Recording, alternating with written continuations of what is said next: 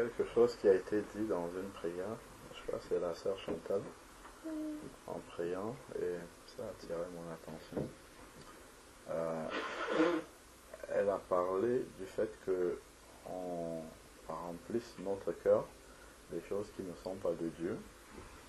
Et en fait, ce qui ressortait, c'est que de temps en temps, on est avec Dieu.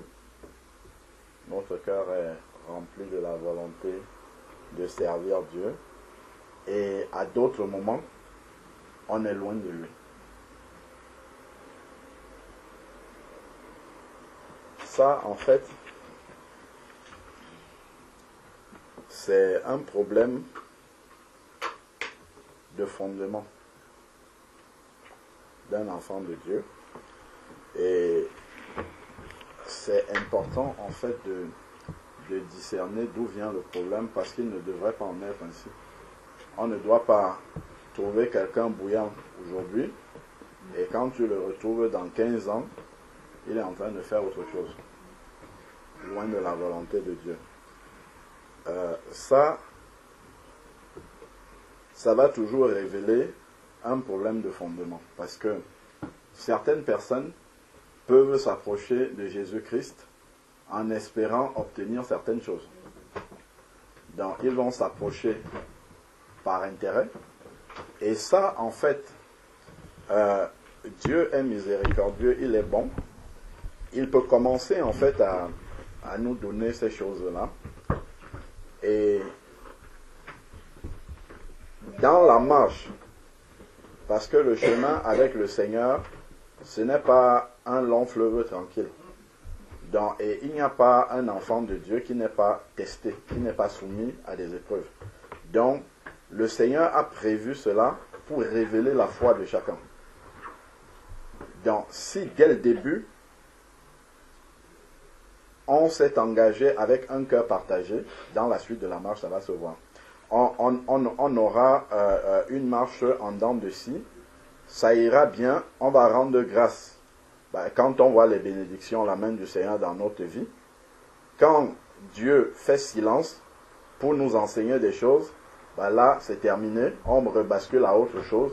En fait, c'est parce que dès le départ, le cœur est partagé. Donc, ce que Dieu demande, en fait, dès le début de la conversion, c'est vraiment de s'asseoir. C'est à cela que sert la repentance. C'est faire le bilan de notre ancienne vie, justement parce qu'on va changer de vie. Et on doit prendre le temps de mesurer qu'il va vraiment avoir un très très grand changement, où on va passer, comme le Seigneur dit, des ténèbres à la lumière. Quand on regarde les ténèbres, on regarde la lumière, il n'y a pas de commune mesure entre les deux, c'est vraiment du tout au tout. Donc le Seigneur nous laisse prendre du temps. On voit dans Acte 9 comment, lorsque la lumière du Seigneur est venue éclairer Saul de Tarse, le Seigneur l'a mis dans l'obscurité pendant 3 jours. C'est pas pour rien, il n'est pas passé du coq à l'âne comme ça directement. Il y a ce temps-là où on doit s'asseoir pour calculer le prix. Le Seigneur le dit d'ailleurs, je crois que c'est dans Matthieu 7 si je ne me trompe pas, que celui qui veut construire une maison, il faut qu'il s'asseye et qu'il calcule le prix pour savoir s'il aura de quoi achever la construction. Sinon, s'il commence et qu'il n'achève pas la construction, sa ruine sera grande. Et il dit en fait que celui qui bâtit sa maison et qui a un fondement de sable, la pluie va venir. Dans tous les cas, la pluie va toujours venir. Donc si quelqu'un est un enfant de Dieu engagé avec le Seigneur et qu'il ne pense pas que la pluie va venir tester sa maison, en fait, il se trompe. Il se trompe parce que le Seigneur Jésus-Christ lui-même est passé par là. Dès qu'il est sorti des eaux du baptême, tout de suite, il est allé dans le désert, nous dit la parole de Dieu, conduit par l'Esprit de Dieu, pour être tenté par le malin. Donc, notre foi sera toujours éprouvée. Donc, s'il y a des impuretés dans notre foi, s'il y a des intérêts, par exemple, vis-à-vis du Seigneur, la marche avec le Seigneur va révéler cela. Donc, il y a des personnes qu'on peut voir bouillantes maintenant. Après quelques années, vous voyez la personne qui a complètement tronqué la Bible et puis qui a fait son marché là-dedans et puis obéit à ce qu'il veut et puis il n'est plus avec le Seigneur. Donc, c'est vraiment important déjà. Le premier point, c'est vraiment la décision de base, ce que j'appelle le fondement, la décision de base de couper les ponts avec sa vie passée et d'entrer dans une vie nouvelle. Donc quand on conduit souvent les bien-aimés dans les eaux du baptême, ce sont des questions qu'on pose. Mais souvent, en fait, on répond vite, mais peut-être à ce moment-là, on ne réalise pas ce que ça signifie. Mais ça signifie vraiment, en fait, un engagement dans la durée. Ce n'est pas un engagement ponctuel qui va durer une semaine ou deux et après il y aura le retour de Jésus. Non, il y a un cheminement encore et le Seigneur dit bien à celui qui vaincra. C'est celui qui va achever la course victorieusement qui sera couronné. Et il nous dit également dans Philippiens, en fait, que c'est celui qui court selon les règles. Donc on ne peut pas fixer nos propres règles et avancer comme ça tout en se réclamant être un enfant de Dieu. Donc, en fait, ce que le Seigneur fait, on a déjà lu plusieurs fois dans Ézéchiel chapitre 36, verset 26. Le Seigneur nous dit, en fait, que lorsque nous venons à lui, il fait une aspersion d'eau pure et il change notre cœur. Il enlève le cœur de pierre et il le remplace par le cœur de chair. Donc, ça, d'abord, c'est quelque chose que nous devons prendre par la foi. Donc, comprendre que nous avons reçu un nouveau cœur. Normalement, dans le nouveau cœur que nous avons reçu, si nous avons la foi, il n'y a pas d'amertume dans ce cœur-là, c'est le cœur de Jésus, il n'y a pas de rancune, il n'y a pas toutes les aspirations mondaines, il n'y a pas ça là-dedans. Donc en fait, ça c'est déjà de comprendre que moi je ne connais pas quelqu'un qui vit avec deux cœurs. Ça n'existe pas. Tous les êtres vivants qui ont un cœur, enfin qui respirent, enfin voilà, qui ont un battement, c'est un cœur en général. Je ne sais pas s'il y en a plusieurs. Donc en fait, il faut comprendre que comme on a un seul cœur et c'est le cœur du Seigneur qu'on a reçu, le battement de ce cœur-là est le battement du cœur du Seigneur, donc pour faire sa volonté.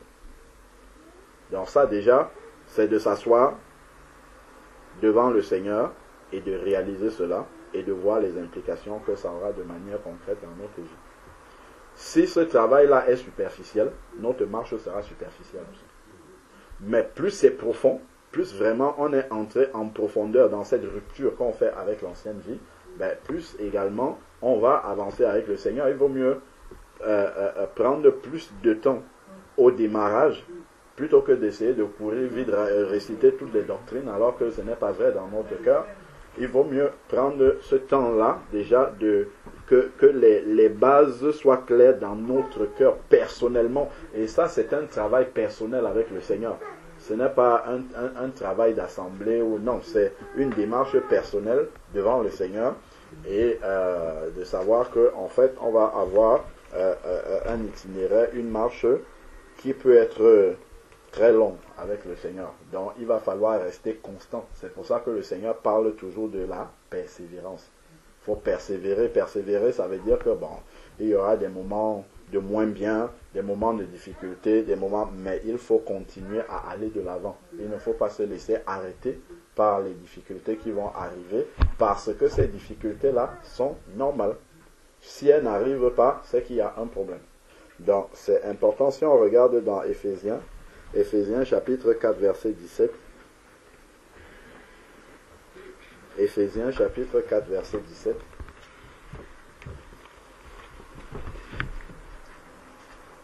Éphésiens 4, verset 17. Il est dit,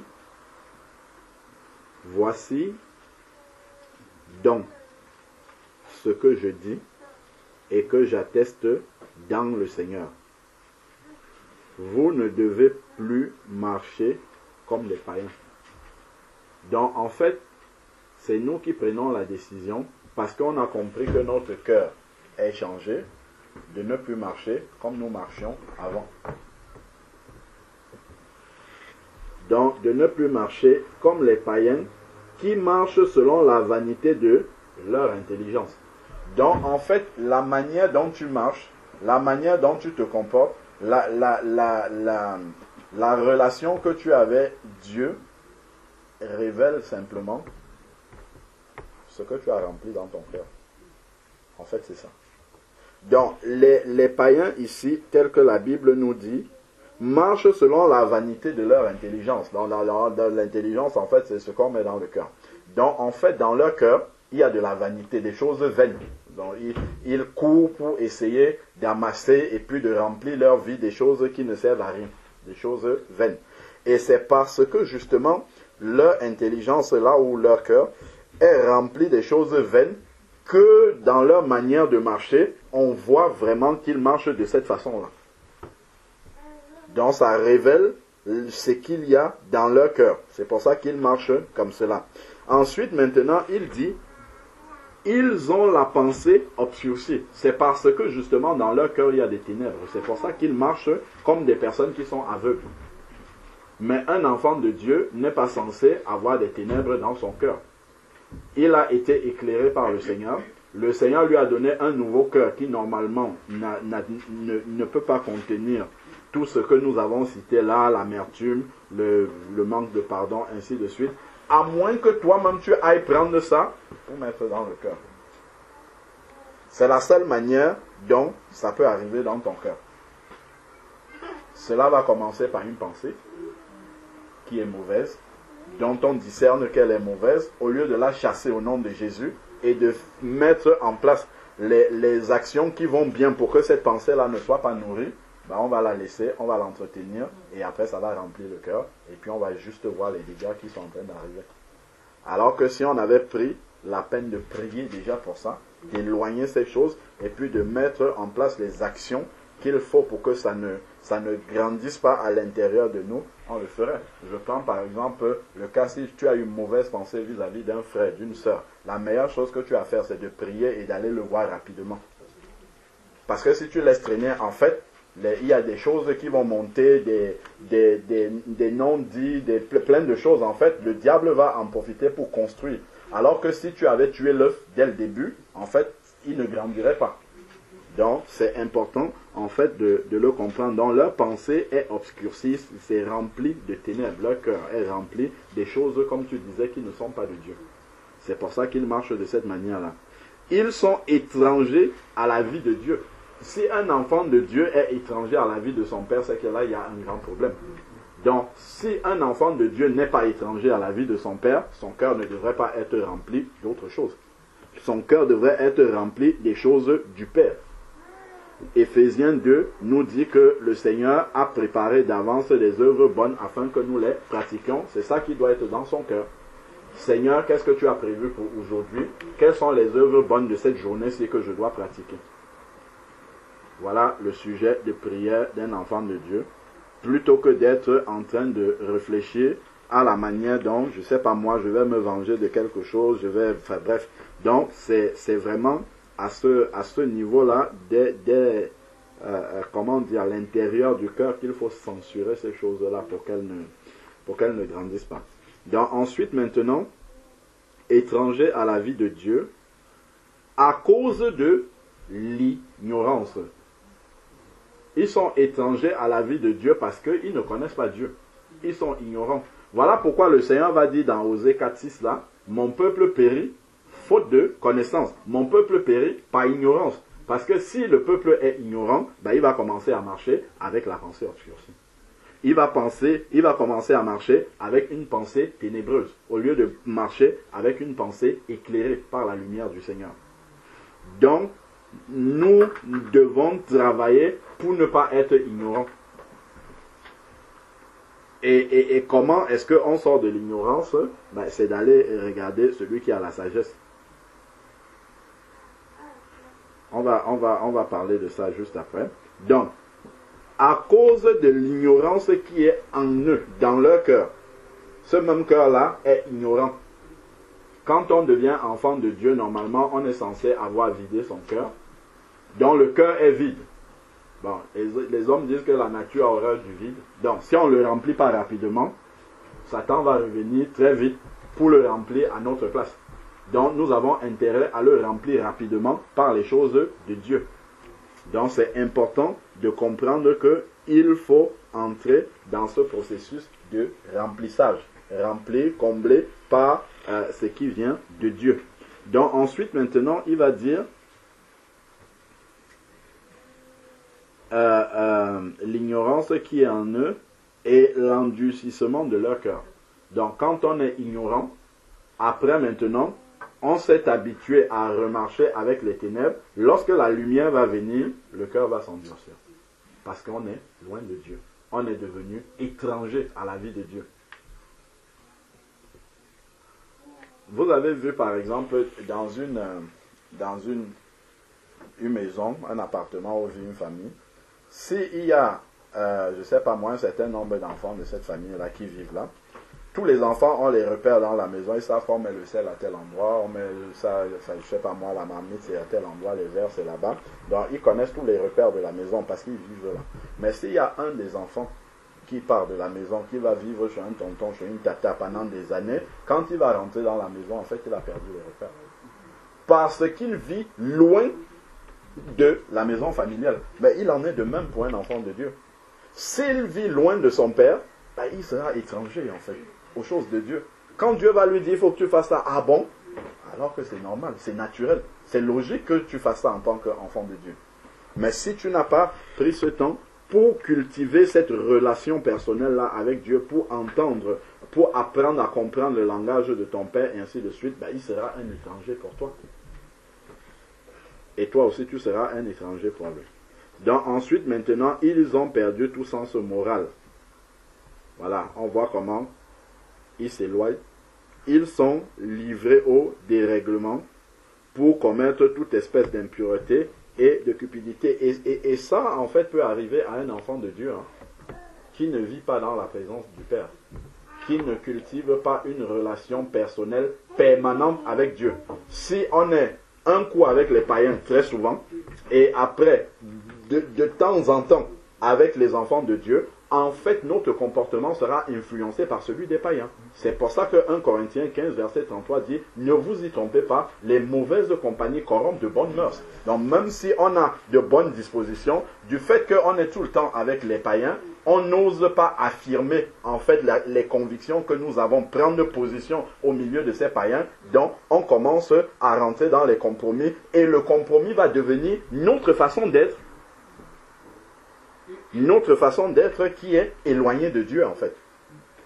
Donc, au milieu de ces païens-là, on aura l'impression d'être éclairé, puisque eux, ils sont dans les ténèbres de toute manière. Mais quand on va revenir au milieu des enfants de Dieu, on va voir qu'on est complètement à côté de la plaque. Donc, c'est important, en fait, de réaliser tout cela. Après, il dit, mais vous, ce n'est pas ainsi que vous avez appris à connaître Christ. Donc, les païens, eux, leur intelligence est obscurcie, ils sont étrangers à la vie de Dieu, ils sont ignorants et ainsi de suite. Mais les enfants de Dieu, il ne doit pas en être ainsi. Si on prend Romains chapitre 12 verset 2, Romains chapitre 12 verset 2,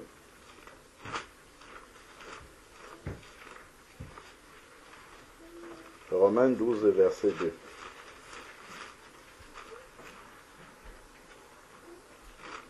Que nous connaissons bien, il est dit,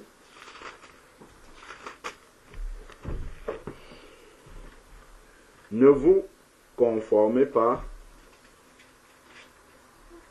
au monde présent.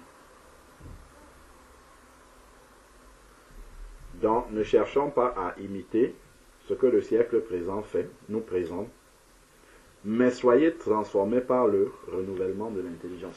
Donc, ce qui va nous transformer, ce qui va nous changer, c'est parce que notre intelligence est renouvelée. C'est parce que notre cœur est rempli de la vérité de Dieu, en fait. C'est ça qui va nous transformer. Parce que connaissant cette vérité, connaissant cette lumière, on va chercher à la vivre. Donc, c'est important, soyez transformés par le renouvellement de l'intelligence. Donc, si mon intelligence n'est pas renouvelée, ben, je vais continuer à marcher selon la vanité de mes pensées telles qu'elles étaient lorsque j'étais encore païen.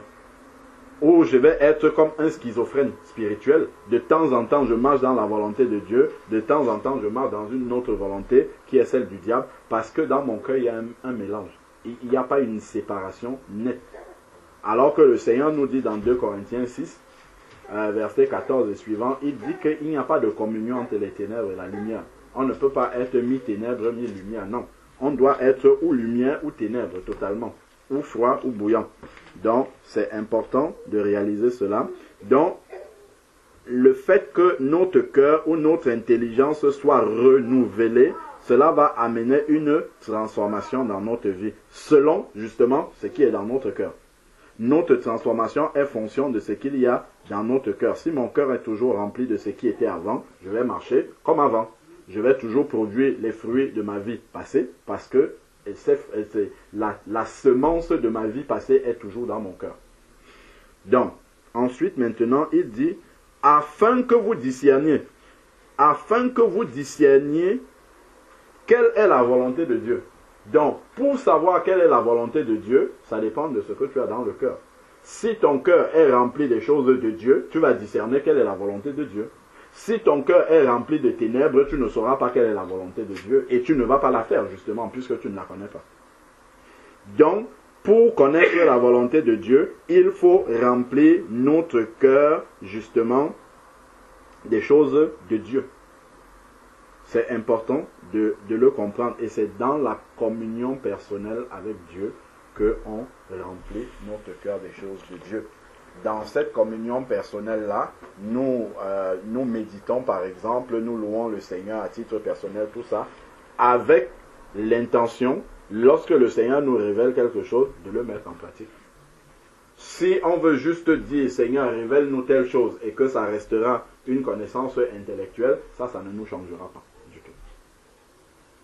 Donc, pour discerner la volonté de Dieu et y marcher, ça dépend de ce qu'il y a dans le cœur. Et la Bible nous dit que la volonté de Dieu est bonne, agréable et parfaite.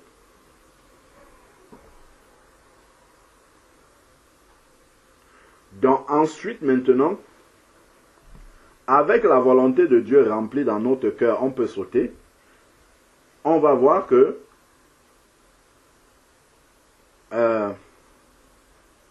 si on prend à partir du verset 8, nous sommes toujours dans Romains chapitre 12, ou bien même à partir du verset 9. C'est écrit que l'amour soit sans hypocrisie. Pourquoi il dit que l'amour soit sans hypocrisie? Parce que c'est comme ça que l'amour de Dieu est. Et si dans ton cœur, il n'y a pas le véritable amour de Dieu, dans les choses de Dieu, ben ton amour par exemple sera avec hypocrisie. C'est-à-dire, je dis des choses que je ne pense pas dans mon cœur. Je dis, oh ma soeur, que Dieu te bénisse. Et à l'intérieur de moi, je te maudis en même temps. Si ton épreuve pourrait durer encore un peu plus, tu saurais vraiment. Tu vois, il y a de la duplicité. Donc, si notre cœur est rempli des choses de Dieu, immédiatement, si une quelconque forme d'hypocrisie veut venir, l'Esprit de Dieu va censurer ça dans notre cœur. Si nous-mêmes, nous allons discerner qu'il y a de l'hypocrisie et on va commencer à travailler là-dessus, à prier là-dessus, à mettre en place les actions qu'il faut pour tuer ça dans le feu. Donc, ensuite, maintenant, donc, que l'amour soit sans hypocrisie, ça révèle ce qu'il y a dans le cœur. Ensuite, ayez le mal en horreur. Dieu, lui, il n'apprécie pas le mal. Donc, si moi je suis content quand il arrive de mauvaises choses aux personnes, ça veut dire que la racine qui est dans mon cœur n'est pas celle de Dieu. Il y a des ténèbres en moi. Parce que la Bible nous dit que Dieu n'a pas des projets de malheur pour nous, mais il a des projets de bonheur. Donc je dois me réjouir quand je vois un enfant de Dieu qui avance, qui prospère spirituellement avec le Seigneur, plutôt que de me réjouir lorsqu'il tombe. C'est important de comprendre, lorsque nous voyons les fruits qui sont produits, cela nous révèle justement la semence qu'il y a à l'intérieur. Et ça nous permet de corriger, s'il y a à corriger. Quand nous voyons les mauvais fruits, il faut savoir que la semence aussi, à l'intérieur, est très mauvaise. Donc, il y a des choses à rectifier. Attachez-vous fortement au bien. Ça, c'est la nature de Dieu, en fait. La nature de Dieu est celle-là. Donc, nous aussi, naturellement, c'est ce type de fruits qu'on doit avoir dans notre vie. Tout ce qui est bien, tout ce qui peut aider les autres, tout ce qui est à la disposition des autres, ainsi de suite. Être un soutien, une aide pour les autres. Rechercher comment je peux aider mon frère, ma soeur à avancer, à la relever si elle est tombée, ainsi de suite. Prier, intercéder pour elle. En fait, c'est tout ça qui doit remplir en fait mon cœur. Mais si je suis encore dans une forme d'égoïsme où j'essaye de voir, bon, tout est centré sur moi-même, je tourne autour de moi-même, mes prières tournent autour de moi-même, il y a un problème. Tout ça révèle la semence qui est à l'intérieur. Parce que dès le début, on n'a pas fait le vide qu'il fallait, sortir tout ce qui était mauvais par la repentance afin de rentrer vraiment dans une vie totalement nouvelle avec le Seigneur. Là, il y aura un mélange si on n'a pas fait ce travail-là. Ensuite, maintenant, il va dire, par amour fraternel, ça c'est quelque chose qui doit naître de manière naturelle. Pourquoi? Parce que naturellement, deux personnes qui ont le même esprit aiment être ensemble. On n'a même pas besoin de forcer. Parce que c'est le même esprit qui vous anime. On a l'impression, en fait, quand on est avec ces personnes-là, qu'on les a toujours connues. Il y a quelque chose de naturel, en fait, qui s'établit. Si réellement, on est tous dans le même, animés du même esprit. Si on est vraiment tous animés du même esprit, tu vas quitter d'ici, tu arrives au Japon, tu vois un véritable chrétien, ça sera comme si tu l'as toujours connu. Même s'il y a la barrière de la langue, tu vas voir comment il va s'établir une symbiose avec toi, une entente avec lui. Tu vas te demander, mais comment est-ce possible? C'est parce que c'est le même esprit qui habite à l'intérieur de vous. Vous avez les mêmes aspirations. Mais si effectivement, bon, lui il est centré, je ne sais pas moi, sur la prospérité de son église et que toi tu es centré sur la prospérité de ta propre vie, lorsque vous allez vous rencontrer, ça ne va rien donner. Chacun sera en train de balayer devant sa cour, comme on dit. Donc ensuite maintenant, par amour fraternel, donc ayez de l'affection les uns pour les autres. Ça normalement on ne doit même pas nous enseigner là-dessus. C'est quelque chose qui doit couler de source. Si on a besoin de nous dire d'aimer nos frères, bon, la parole de Dieu le dit, hein, mais normalement on n'a même pas besoin de nous dire, parce que ça, en fait, personne n'a dit à Dieu de nous aimer. Dieu nous a aimés parce qu'il ne pouvait pas faire autrement que de nous aimer. De la même manière, si nous avons reçu le cœur de Dieu, véritablement au moment de notre conversion, nous ne pouvons qu'aimer les frères. Nous ne pouvons qu'aimer les sœurs. Nous ne pouvons qu'aimer les âmes perdues. Et vouloir que ces âmes-là parviennent également à la repentance. Donc ensuite, maintenant, par honneur usé de prévénance réciproque. Je vois mon frère, ma soeur qui est en train d'emprunter un autre chemin. Je viens, je lui dis, dans l'amour, mon frère, ma soeur, le chemin que tu es en train de prendre n'est pas bon. Et il faut qu'il sente quand je lui dis ça, que c'est par amour que je suis en train de lui dire. Je ne dis pas ça pour le perdre, je ne dis pas ça pour le juger, comme c'est un mot qu'on utilise souvent très couramment, mais je dis ça parce que dans mon cœur, j'aspire à ce qu'il marche dans la lumière du Seigneur. Donc, user de prévénance réciproque. Attention, mon frère, ma soeur, le chemin que tu es en train de prendre là devant, ça ne sera pas bon. Je te préviens, parce que le Seigneur m'ouvre les yeux par rapport à le chemin que tu es en train de prendre. Ah, mon frère, ma soeur, moi aussi, je m'étais retrouvé dans cette situation-là. Le chemin que tu es en train de prendre, j'avais pris exactement le même parce qu'il me semblait naturel, mais je me suis cogné le visage, je me suis cogné la tête. Donc, ne prends pas ce chemin-là, ce n'est pas bon. Donc, voilà, justement, comment les enfants de Dieu doivent avancer dans la communion fraternelle. Ayez de l'empressement et non de la paresse. Donc, en fait, il y a beaucoup d'œuvres que le Seigneur a préparées d'avance pour que nous les pratiquions, dont on n'a pas besoin de nous rabâcher les oreilles avec. Ça doit être quelque chose qui coule de source. En fait, dès qu'on voit quelque chose qui est là devant nous, on discerne naturellement que ça, c'est Dieu il a mis ça là devant moi. En fait, c'est moi qui l'attends pour faire ce qui est devant moi. Parce que quand quelqu'un vient m'exhorter, il dit fais ce qui est là, ça n'a plus le même parfum en fait devant le Seigneur. Parce que le Seigneur, s'il a mis ça devant nous, la volonté du Seigneur, c'est qu'il veut que son enfant lui-même discerne que c'est le Père qui a mis ça là pour nous, sans qu'on ait besoin de lui dire. Et là, ça réjouit le cœur du Père, parce que le Père comprend, il réalise que l'enfant commence à discerner justement que c'est vraiment lui qui conduit sa vie. Il commence à voir la main du Père dans sa vie de manière concrète, de manière précise au quotidien.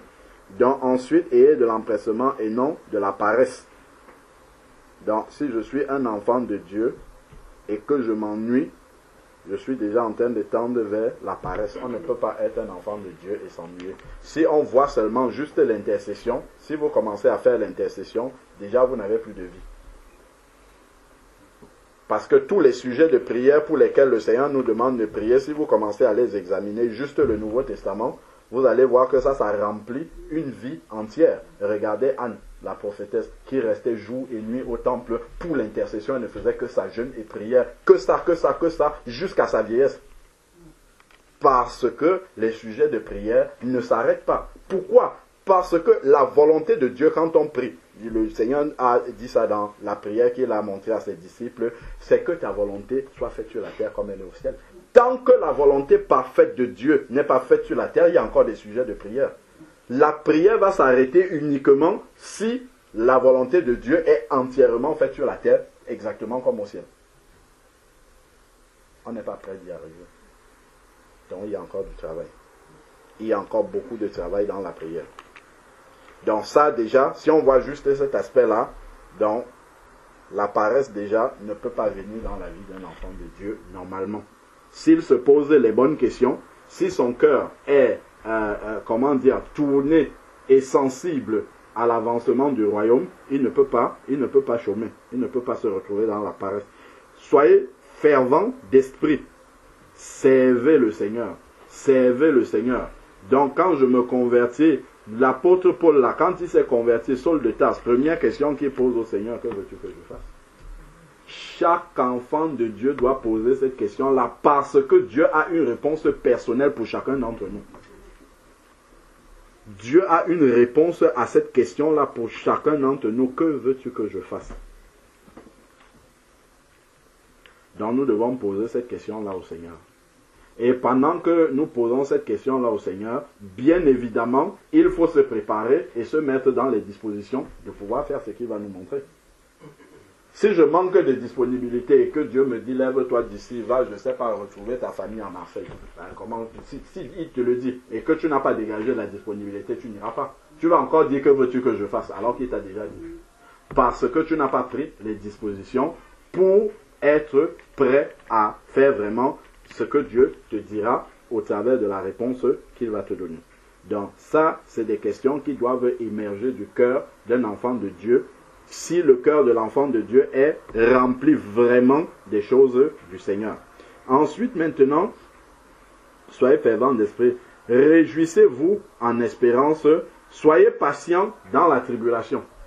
Donc celui dont le cœur est rempli des choses de Dieu, dans la tribulation, la patience va se manifester. Ce fruit de l'esprit-là va continuer à grandir. Et donc pour que ça grandisse, pour que ce fruit de l'esprit grandisse, il faut qu'il y ait la tribulation. C'est ce que Jacques dit, de voir comme un sujet, Jacques 1 verset 2, voir comme un sujet de joie complète toutes les diverses épreuves qui nous arrivent parce qu'elles produisent la patience, et ainsi de suite. Donc, c'est ce que nous avons là, patient dans la tribulation. Ça, c'est un fruit qui va se manifester si notre cœur est rempli de Dieu. Par contre, si notre cœur était partagé, qu'est-ce qui va arriver? C'est que lorsque la tribulation va arriver, qu'est-ce que je vais faire? Je vais commencer à murmurer. Parce que je m'étais trompé au sujet de Dieu. Je n'avais pas, en m'engageant avec le Seigneur, je n'ai pas pris la peine de comprendre, de chercher à savoir qui est-ce que j'étais en train d'accepter. Je me suis engagé rapidement comme ça parce que je voyais 2-3 situations de ma vie qui allaient sauter là rapidement, que Dieu allait enlever. Et je me suis dit, ah, ça c'est un Dieu qu'il faut que je serve. Mais après, dès la suite de la marche, le Seigneur va révéler en fait que, bon, la base sur laquelle tu es parti n'était pas une bonne base. Donc les murmures vont commencer vis-à-vis du Seigneur. Persévérer dans la prière. On a parlé de l'intercession plus haut. Voilà maintenant cela qui arrive. Persévérer dans la prière. Subvenez aux besoins des saints. Tout ça, l'Esprit de Dieu nous donne une liste détaillée des œuvres bonnes que le Seigneur a préparées d'avance. Donc si quelqu'un s'ennuie dans le corps de Christ, il ne sait pas quoi faire. Prenez Romains 12, verset la suite là, du verset 9 là et suivant jusqu'à la fin. Ça nous donne déjà en fait un tableau de ce que Dieu attend, du fruit que son enfant doit produire dans sa vie. Subvenez aux besoins des saints. Donc il faut s'informer pour savoir qui est dans le besoin et voir ce que je peux mettre à sa disposition. Tâchez d'exercer l'hospitalité. Voilà, encore si Dieu m'a donné quelque chose, je dois partager ça avec mon prochain.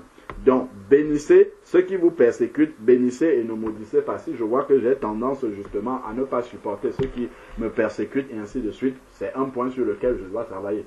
Donc, je dois prendre du temps dans la prière pour ça, parce que je vois que dans mon cœur, la rancune veut encore rester ainsi. Je ne laisse pas traîner ça comme ça. Et attendre que ça laisse pousser des rejetons. Non, je dois traiter ça dès le début. Donc ensuite, maintenant, réjouissez-vous avec ceux qui se réjouissent, pleurez avec ceux qui pleurent. Donc l'assistance de mes bien-aimés, et ainsi de suite. Ayez les mêmes sentiments les uns envers les autres. C'est quelque chose qui doit aussi se travailler et se voir véritablement dans quelqu'un qui est rempli, dont le cœur est rempli des choses de Dieu. Pleurez avec ceux qui pleurent, ayez les mêmes sentiments les uns, n'aspirez pas à ce qui est élevé. En fait, quand tu regardes le prix du salut, tu as déjà obtenu la chose la plus élevée de la terre. Donc, normalement, dans ce cœur-là, il ne doit plus convoiter les choses vaines et passagères de ce monde-ci, parce qu'il a déjà la chose la plus élevée. C'est le salut en Jésus-Christ. À moins justement, effectivement, que tu ne saches pas la valeur du salut. Et c'est bien souvent le cas. Nous nous plaignons parce que nous n'avons pas les vanités du monde, alors que nous avons la chose la plus importante. Parce que nous sommes ignorants. Quand quelqu'un a quelque chose, parfois il ne mesure pas la valeur de ce qu'il a. Mais c'est de demeurer dans la présence de Dieu, comme dans Éphésiens chapitre 1, l'apôtre Paul va prier verset 18 et suivant, que Dieu ouvre l'intelligence des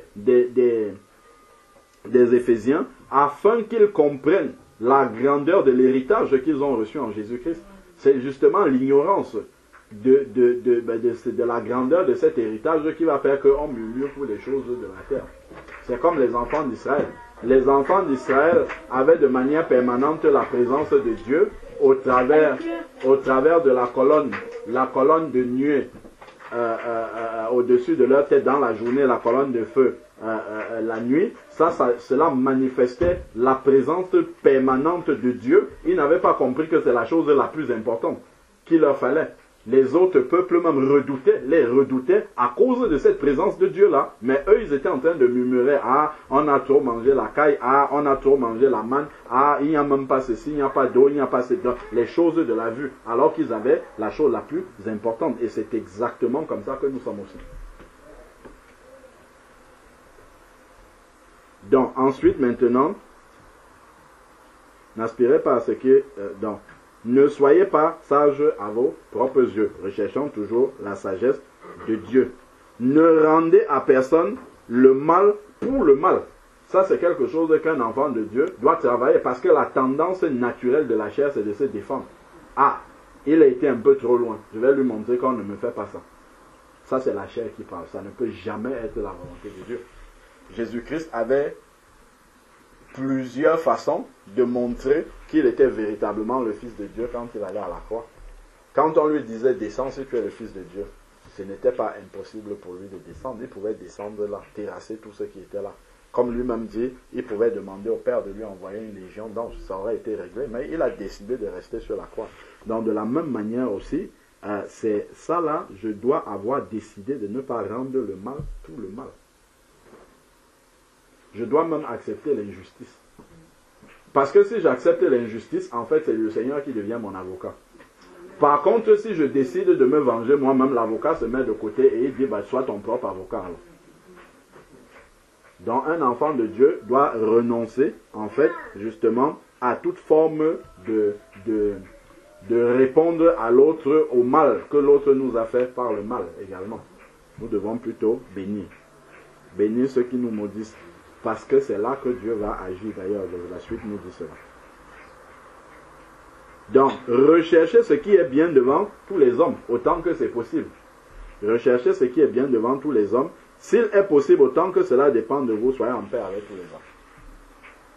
Donc, si nous voyons que quelqu'un n'est pas en paix avec nous, nous devons avoir fait la démarche déjà, ce qui dépend de nous. Après, maintenant, si la personne dit, toi, de toute manière, je t'ai rayé des personnes que je connais, tu dis que Dieu te bénisse. Je ne vais pas forcer non plus. Par contre, je dois avoir fait ma part. Si je n'ai pas fait ma part, Dieu me le reprochera. Donc je dois avoir fait ma part. Je ne dois pas dire, ah, comme il reste dans son coin, je reste aussi dans mon coin. Je révèle en fait que la semence de l'enfant de Dieu n'est pas encore là. Il y a encore de l'ignorance. Parce que le païen, c'est ce que lui fait. Ah, il est dans son coin, je reste dans mon coin. Je ne vais pas aller chercher la paix. Aller rechercher la paix, en fait, c'est s'humilier. C'est justement marcher dans l'humilité. Parce qu'on a compris que, effectivement, le cœur de Dieu sera réjoui du fait que son enfant a fait la démarche de paix. C'est très important ça. Donc ensuite, ne vous vengez pas. Parce que si tu te venges, en fait, le Seigneur ne fait plus rien du tout. Parce que justement, le Seigneur prend le parti de ceux qui n'ont pas de défense. Parce que si tu as ta propre défense, tu n'as pas besoin qu'on t'aide. Tu te défends toi-même. Ben, sauf que tu vas te défendre de manière charnelle, avec les armes charnelles, et ça va donner un résultat charnel. Tout simplement. Donc, ne vous vengez pas vous-même, bien-aimés, mais laissez agir la colère. C'est la colère de Dieu. Laissons Dieu lui-même discerner ce qui est bien de faire. Dans une situation que nous traversons, qui nous oppose à quelqu'un, laissons toute la latitude. En fait, si on a prié pour remettre la situation entre les mains du Seigneur, nous ne devons pas nous-mêmes encore être un obstacle pour empêcher Dieu d'agir. Donc, si par exemple, je ne sais pas, je suis une femme, mon mari n'est pas converti, il fait plein de choses qui ne sont pas bien, et que j'ai remis ça entre les mains du Seigneur, je ne dois pas en même temps rechercher à agir moi-même par la chair. Si j'ai dit je laisse au Seigneur, je dois vraiment abandonner ça au Seigneur, et moi passer à autre chose. Passer dans la prière ainsi, je ne dois pas essayer de mettre en place des solutions humaines. Si je priais pour un sujet, j'abandonne ça entre les mains du Seigneur. Je ne dois pas essayer d'aider Dieu, en fait, à agir, à répondre à une prière, parce que lui-même, il sait comment est-ce qu'il va agir. C'est ici, laisser agir la colère. Donc c'est Dieu lui-même, quand il est écrit « à moi la vengeance », à moi, à Dieu. C'est lui qui sait comment est-ce qu'il peut régler toutes les situations par lesquelles nous passons. À moi la vengeance, c'est moi qui rétribuerai, dit le Seigneur. Mais si ton ennemi a faim, donne-lui à manger. Et ça doit être avec joie. Quand je vais le faire avec joie, qu'est-ce qui va me donner la joie? C'est parce que je sais que c'est la volonté du Père. C'est ça qui réjouit mon cœur. C'est que j'ai marché comme Dieu veut. Quand on a obéi à la parole du Père, il y a une joie naturelle, en fait, qui vient dans notre cœur. C'est la joie du Saint-Esprit. Par contre, si on s'est vengé soi-même, normalement, pour un enfant de Dieu, même si on a obtenu la victoire, une grande tristesse doit accompagner cette victoire-là. Parce que c'est une victoire humaine. Ce n'est pas une victoire qui vient de Dieu. Donc l'Esprit de Dieu lui-même va venir nous attrister alors que nous avons obtenu gain de cause. Parce que nous avons privé Dieu d'intervenir dans cette situation-là en essayant de régler nous-mêmes la situation. Alors que Dieu aurait voulu se glorifier dans cette situation en disant « Mon fils, ma fille, la situation que tu traverses, viens remettre ça à mes pieds et toi va t'occuper d'autre chose. Moi, je vais m'en charger. » Et ça, on a souvent beaucoup de mal. En fait, quand on a déposé le fardeau devant Dieu, on veut partir, mais on regarde encore comment le fardeau est posé. Bien souvent, on regarde, est-ce que Dieu regarde, on revient, on reprend le fardeau et puis on part avec. Et on pense que Dieu n'a pas vu. Sauf que ça va se révéler plus tard. Dieu a bien vu qu'on a déposé, pas les paroles, c'est les paroles de la prière qui montrent qu'on a déposé. Mais en repartant, c'est le cœur qui révèle qu'on a repris et on est parti avec. Parce que dès qu'on va repartir, les actes qu'on va poser après, les pensées qu'on va avoir après, révèlent en fait qu'on n'a pas laissé ça, qu'on est parti avec ce qu'on était venu déposer au pied du Seigneur. C'est un travail profond, important de déposer les fardeaux devant le Seigneur et de repartir sans ces fardeaux-là. C'est un travail qui n'est pas facile en fait, parce que l'homme naturel a tendance à vouloir régler ses problèmes lui-même. Il a tendance à vouloir voir, comme on dit, le bout du tunnel lui-même, en posant de manière rationnelle. Si je fais ça, ça va donner ça. Mais quand Dieu, il ne te dit pas, je vais faire ça, il dit, dépose pas. Je n'ai pas besoin de te dire comment je vais faire, dépose seulement, pas, et tu verras, on a du mal. Parce qu'on se dit que non, devant le Seigneur, il y a tellement une pile de dossiers, mon dossier risque d'aller en dessous. Donc Dieu va oublier mon dossier. Et c'est ce que nous faisons. Même si il y a tellement de piles de dossiers, Dieu ne se trompe pas. Dieu est capable de travailler en parallèle sur des milliards et des milliards de dossiers. N'ayons pas peur que ton dossier, n'aie pas peur que ton dossier va aller en dessous et Dieu va l'oublier. Dieu ne peut pas oublier une prière que tu as faite. Dieu ne peut pas oublier que voilà, ma fille, une telle est venue déposer telle situation. Parfois, bien souvent, nous retrouvons à rappeler des choses qu'on a déposées au pied du Seigneur parce qu'on a l'impression qu'il a oublié, il n'a jamais oublié. C'est juste que le moment n'est pas venu. Lui qui voit au-delà des circonstances, le moment n'est pas encore arrivé pour qu'il réponde. Mais il avait compris. Donc nous, on va se retrouver à redire la même chose. On pense que il faut reformuler comme si Dieu avait besoin qu'on lui explique bien. Il n'avait pas bien compris, il était distrait, il parlait avec quelqu'un d'autre quand on était là. Donc on a besoin de bien lui réexpliquer. On formule avec un français bien les mots justes et on pense que c'est le fait d'avoir formulé avec les mots justes qui va faire en sorte que Dieu va prendre en charge de la situation. Non, ce n'est pas ça. C'est vraiment la confiance qu'on fait au Seigneur quand on dépose ce dossier-là devant lui. C'est ça qui est le plus important pour lui. S'il voit qu'on a vraiment déposé et qu'on est parti s'occuper d'autre chose, le Seigneur va s'en occuper. Il sait à quel moment est-ce qu'il faut qu'il intervienne. Et c'est comme la sœur disait dans sa prière, un problème de confiance en fait. Et qu'est-ce qui nous conduit souvent à manquer de confiance vis-à-vis de quelqu'un? C'est parce qu'on ne le connaît pas.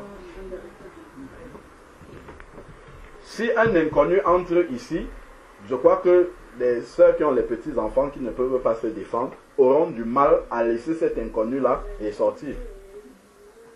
Même si on a prié et dit, Seigneur, on t'a remis les enfants entre les mains, on va se dire quand même que bon, Dieu dit en même temps d'être prudent, comme les scorpions, ainsi de suite. Donc, on ne va pas quand même laisser un inconnu avec les enfants, parce qu'on ne le connaît pas. Par contre, si c'est frère Georges qui est là, tu vas partir en toute quiétude. Pourquoi? Parce que tu le connais. Donc ton cœur sera tranquille. Mais malheureusement, nous, avec le Seigneur, comme on ne le connaît pas, on vient, on dépose, après on dit Dieu là même. La situation, c'est un peu compliqué quand même. Je ne suis pas sûr que Dieu a mesuré l'urgence. Je ne suis pas sûr qu'il a pris en compte tous les paramètres, parce que l'échéance est déjà là. Je ne suis pas sûr que... Donc, il faut que je reste encore là. Je vais encore lancer un jeûne de 8 mois, ainsi de suite. Alors, il avait déjà entendu dès le début. Ce qu'il attend de toi, c'est la foi. C'est la confiance. C'est ça qu'il attend.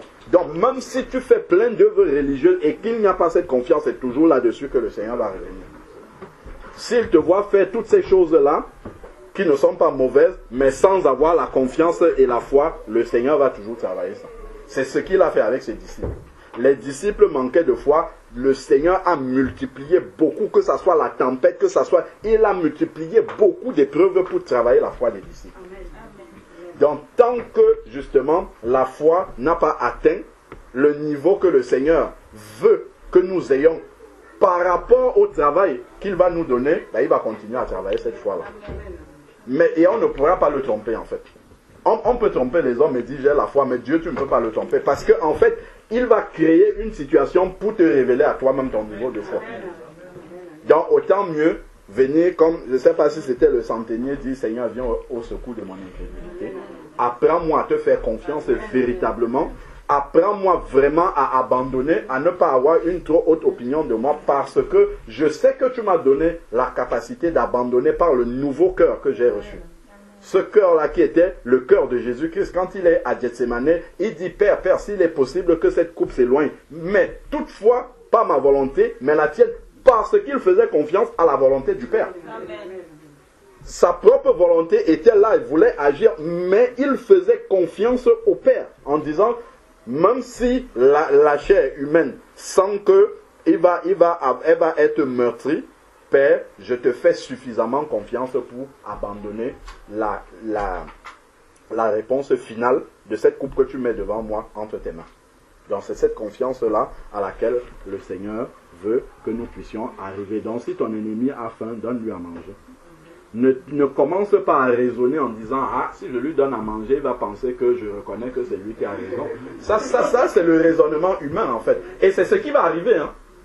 Si tu as des palabres avec quelqu'un, tu parles voir pour lui demander pardon, sachant que tu as raison, il va se dire qu'en fait, c'est que tu es en train de reconnaître ton tort. Ne discute même pas avec lui par rapport à ça. Souvent, on veut expliquer ainsi, en fait, je viens seulement, je n'ai pas tort.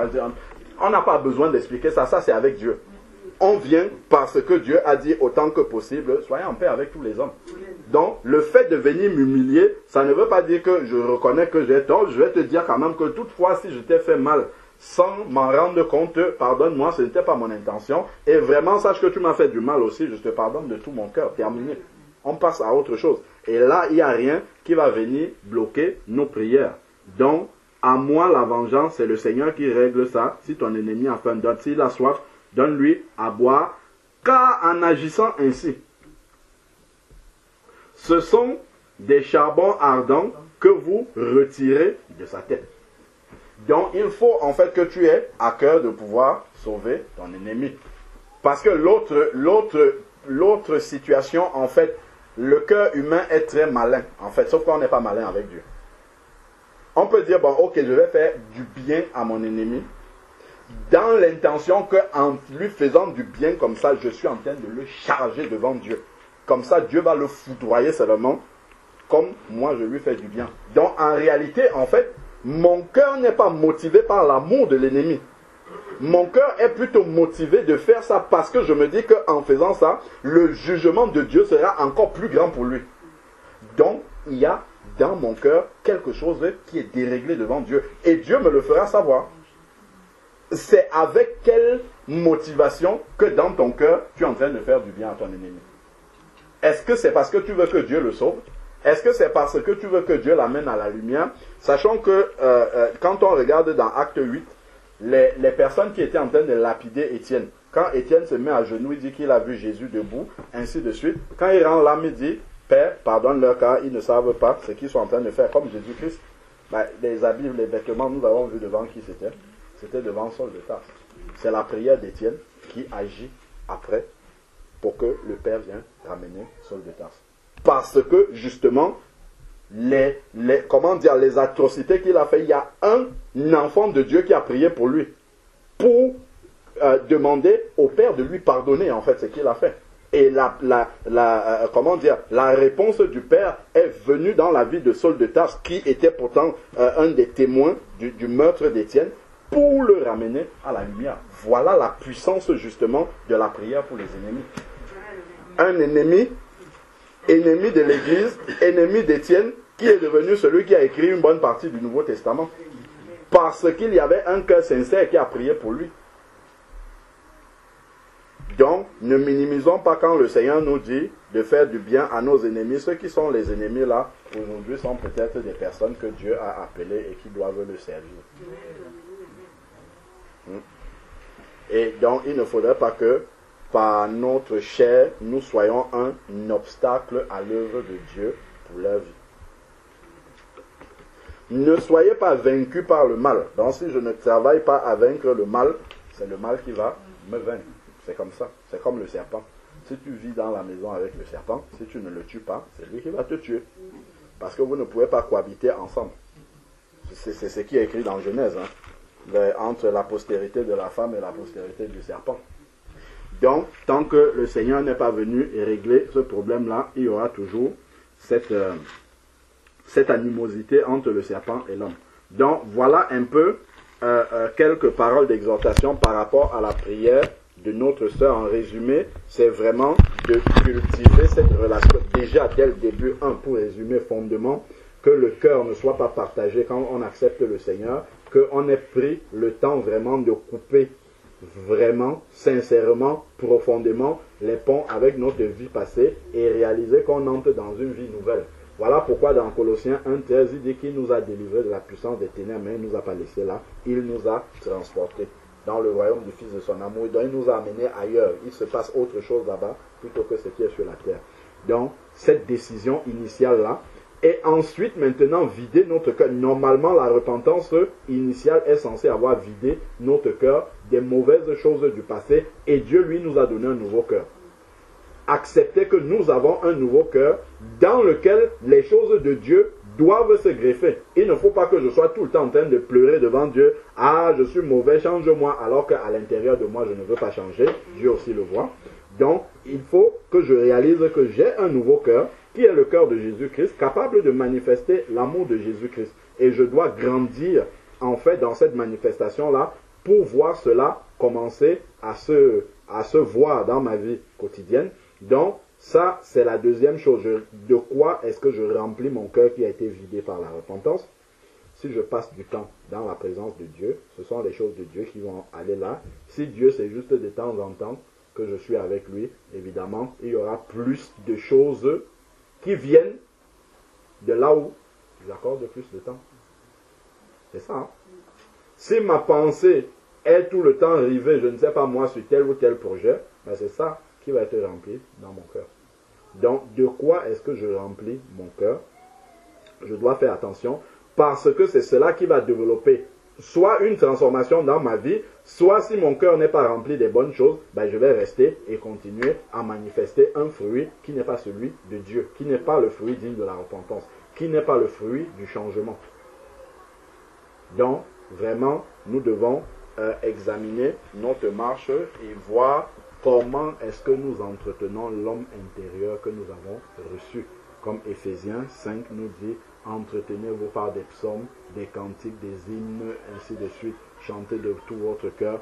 Tout ça, c'est pour nourrir l'homme intérieur. C'est pour remplir notre cœur, justement, de la volonté de Dieu. Et on a vu dans Romains 12, celui dont le cœur est rempli des choses de Dieu, la manière dont il doit réagir. C'est qu'il doit, il n'est peut-être pas parfait dans tout ce que Romains 12 nous a cité, mais il est dans le travail, il est dans le perfectionnement, il est en chemin pour croître et grandir dans ces choses-là pour qu'elles deviennent manifestes dans sa vie. Amen.